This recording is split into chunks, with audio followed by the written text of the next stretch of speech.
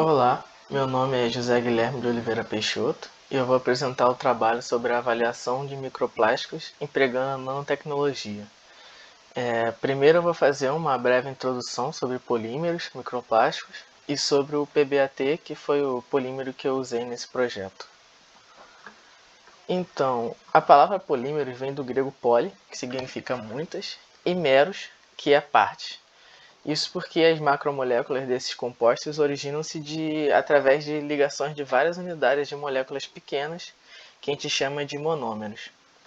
Existem diversas classificações para os polímeros, e as principais são as seguintes. A gente pode classificar os polímeros quanto ao número de monômeros. Então, os homopolímeros são os polímeros derivados de apenas um tipo de monômero. Nós temos também os copolímeros, que são os polímeros derivados de dois ou mais tipos de monômeros. Nós também podemos classificar os polímeros quanto à sua natureza. Os polímeros naturais, ou biopolímeros, são os que ocorrem na natureza, como a borracha e as proteínas. E os sintéticos ou artificiais são produzidos em laboratório, então, como o PVC e o polietileno. Os microplásticos são pequenos pedaços de plástico com medidas inferiores a 5 milímetros. E eles podem ser encontrados em forma de fragmentos, fibras, grânulos. Uma vez no oceano, esses polímeros se fragmentam em microplásticos e acabam entrando na cadeia alimentar, participando inclusive da dieta humana. Quando esses microplásticos estão no meio ambiente, eles também podem atuar como captadores de poluentes orgânicos persistentes, que são altamente nocivos, e os microplásticos podem aumentar a toxicidade dessas substâncias. Além disso, os microplásticos eles podem ter duas origens. Os microplásticos primários são aqueles que são liberados diretamente para o ambiente na forma de pequenas partículas. E eles podem vir através de lavagem de roupa, desgaste de pneu ou esfoliantes naturais. E também temos os microplásticos secundários, que é quando os plásticos se fragmentam direto no meio ambiente. E isso pode ocorrer através de biodegradação, fotodegradação e hidrólise. O PBAT, que também é chamado de polibutirato, ele é um copoliéster que é fortemente reconhecido por sua característica de ser biodegradável, o que despertou um grande interesse industrial devido às suas boas propriedades, junto com a sua possibilidade de rápida degradação. A fração aromática do PBAT confere ótimas propriedades físicas, enquanto a cadeia alifática promove sua degradação sem necessidade do controle de temperatura. E por se tratar de um polímero sintético, ele pode ser facilmente produzido em grande escala, e ele se destaca por possuir propriedades necessárias para a produção de filmes flexíveis, então ele consegue rivalizar bem com os plásticos convencionais. Então, o objetivo do nosso trabalho foi simular a degradação termomecânica que os polímeros sofrem nos oceanos através de ensaios de degradação. Então, o PBAT ele foi extrusado e pelletizado 40 vezes para simular essa degradação que o polímero sofreria no oceano. Às vezes a gente retirou pequenas amostras e reservamos elas para que a gente pudesse ter uma progressão dessa degradação, né? E além disso, todas essas amostras foram prensadas para então serem submetidas à análise de FTIR, RMN e DRX. Então, a gente utilizou então o FTIR, que é a espectroscopia do infravermelho, que é um tipo de espectroscopia de absorção que usa a região do infravermelho do espectro eletromagnético, né? Ela pode ser usada para identificar um composto ou investigar a composição de uma amostra. Essa técnica foi utilizada no nosso projeto para a verificação dos índices de carbonila, porque quando um material começa a se degradar, o índice de carbonila aumenta, porque são formados materiais carbonílicos ao longo dessa degradação. Já o RMN é uma técnica que se baseia no fenômeno da ressonância magnética nuclear, né? E pode fornecer informações detalhadas sobre a estrutura, a dinâmica, o estado de reação e ambiente químico das moléculas.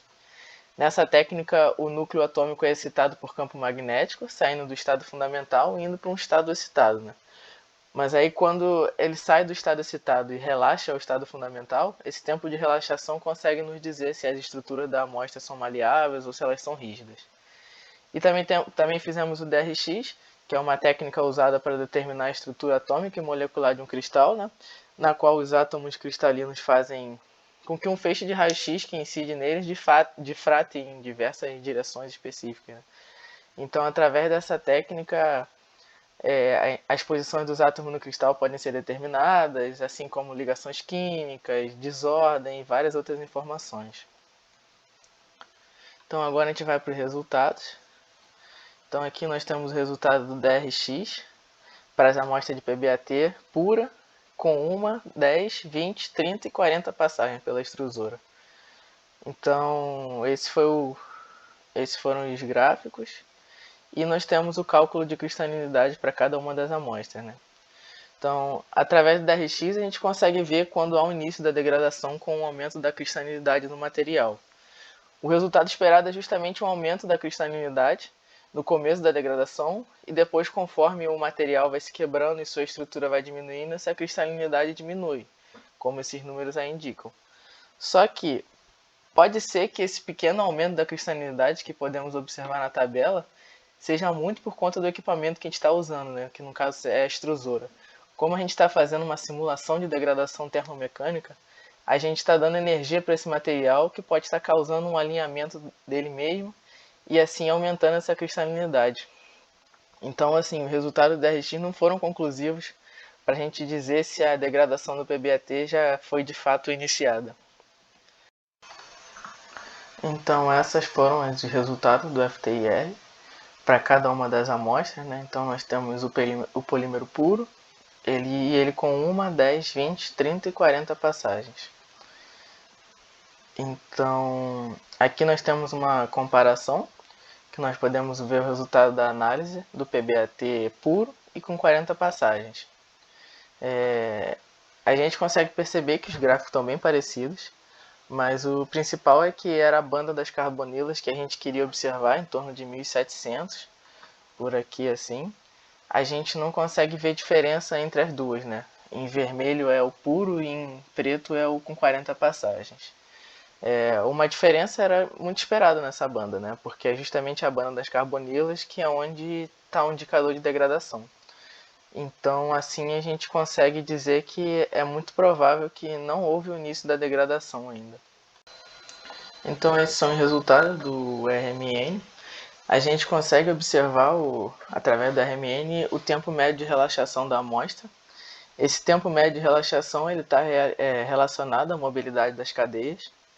Se o tempo médio de relaxação diminuir, significa que as cadeias estão relaxando mais rapidamente, então elas estão formadas por estruturas mais maleáveis.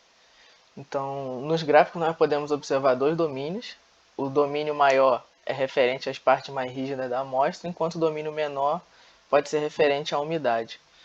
Então, como nós podemos ver, o puro tem 58 milissegundos de tempo de relaxação, que vai diminuindo até os 55 milissegundos do 40 passagens. Então, o resultado esperado é esse, é uma diminuição desse tempo de relaxação para indicar a formação de cadeias mais maleáveis. E de fato foi observada essa diminuição, só que foi apenas de 3 milissegundos, o que não é nada conclusivo para dizer se de fato houve um aumento na mobilidade da cadeia ou não.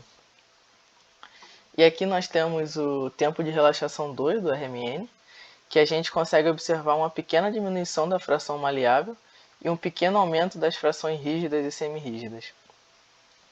Isso pode ser um indício interessante, porque o RMN tem uma sensibilidade maior, principalmente no tempo de relaxação 2, para segmentos de cadeias, né?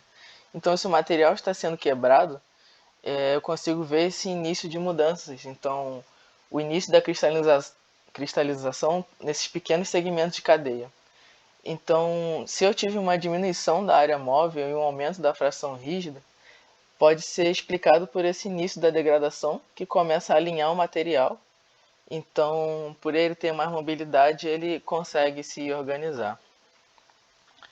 E a continuação do projeto, né, o futuro do projeto a partir de agora a gente pretende realizar ensaios de câmara de envelhecimento, ensaios de degradação em contato com água do oceano e a exposição a intempéries, né?